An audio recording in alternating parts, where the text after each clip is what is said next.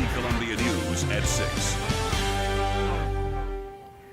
Good evening. I'm Crysty Vaughn. We are live from Maine and Gervais. Ben and Alicia are off tonight. Well, the Gamecocks took on the South Florida Bulls in an overtime nail-biter, but the Bulls powered out a bowl win against Will Muschamp's team.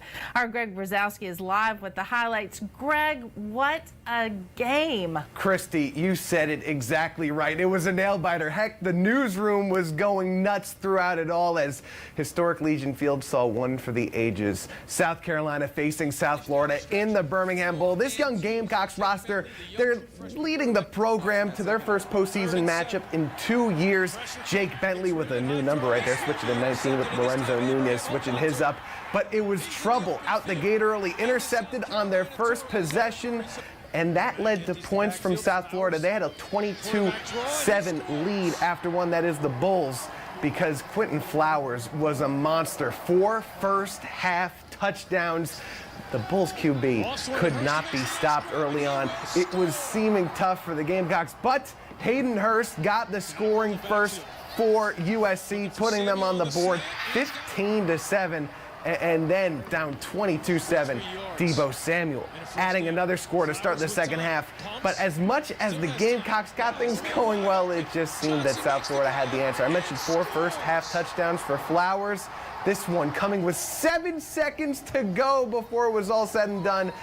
And they held a big lead there at the half. Now 32-21. This is where it really felt like it was over. You imagine young team to struggle. The interception, the pick 6 for the Bulls defense on Bentley. That's Bentley's first of the season.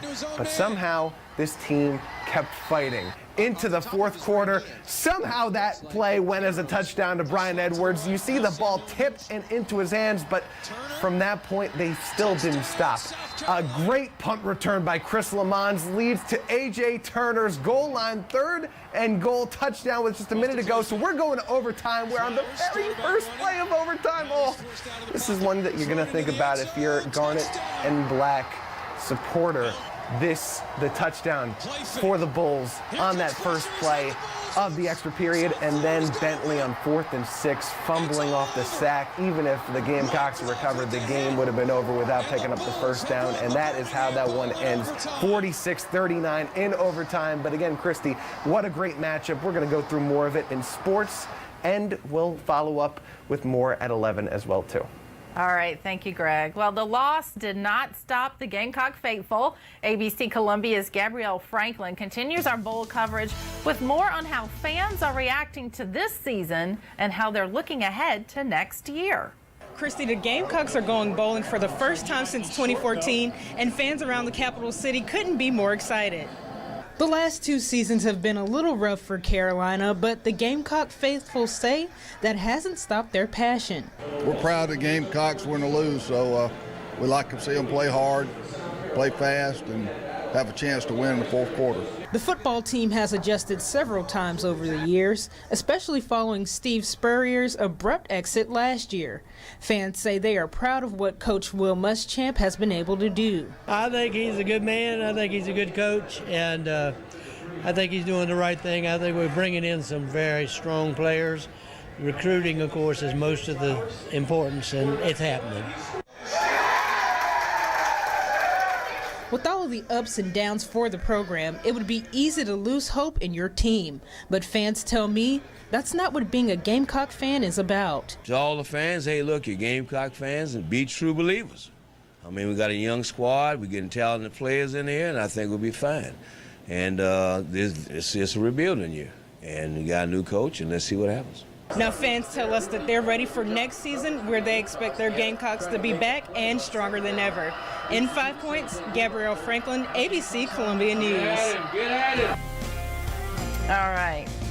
The other big news today, besides the Gamecocks, the strange weather. We had rain, we had sunshine, and now we've got lots of wind outside. So let's check in with meteorologist Greg Armbrecht. Greg, are things going to settle down any tonight? Yeah, we'll begin to settle down, but I'll tell you what, we have more changes in the forecast. You're right, today was our 9th consecutive day with above average temperatures. Of course, we had the showers, we had some clouds, we had the wind, we had a thunderstorm.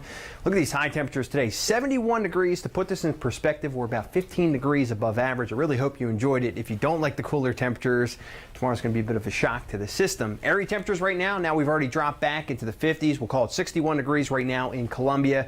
We're going to drop another 25 to 30 degrees during the overnight. So by tomorrow morning, it's going to be chilly, plus it's going to be breezy. So they're definitely going to notice it out there.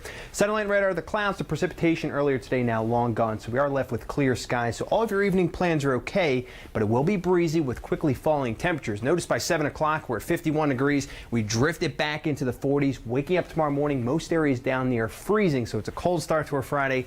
I'll let you know if there's any warm up in the weekend. Plus, we'll talk about all of your New Year's Eve plans coming up.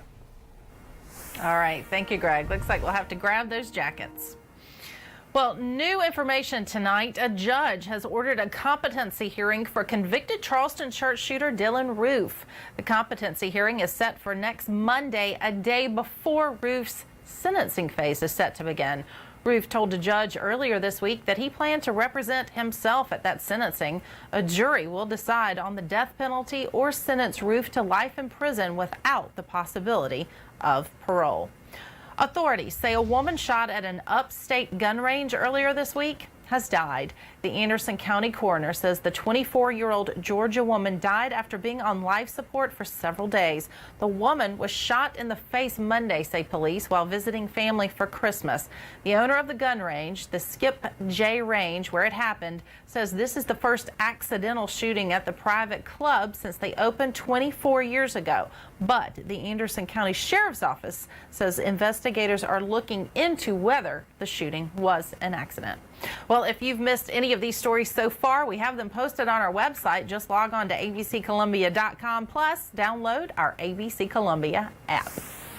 Well, if you are headed out of town for the new year, you'll be paying more to fill up at the pump. According to Gas Buddy, gas prices here in the Midlands are up 2 cents from last week. Drivers are paying an average of $2.04 a gallon. The national average, $2.28 a gallon. Well, the city's biggest New Year's Eve party is set to take place right behind us here at the State House. Trombone Shorty and Orleans Avenue will headline this year's famously hot New Year's Eve party. The group will be joined by rock group Sister Hazel and local favorites, the Capital City Playboys. The concert will take place at the intersection of Gervais and Sumter Streets on New Year's Eve. And guess what? The best part? Well, it's free.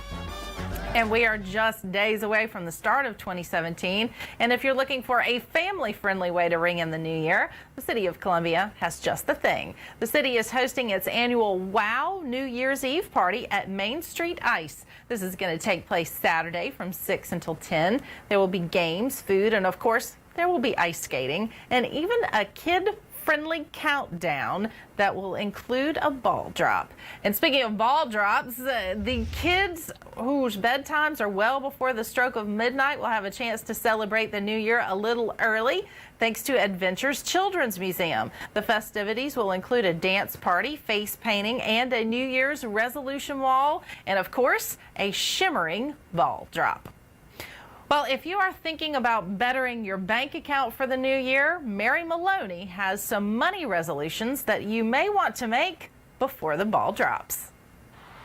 It's time to ring in the new year with some more cash. According to Fidelity's annual New Year Financial Resolution Study, the 3 most common money-related goals for 2017 are to save money, pay down or pay off debt, and spend less. In order to keep these kind of money-centric resolutions, there are a few things you can do.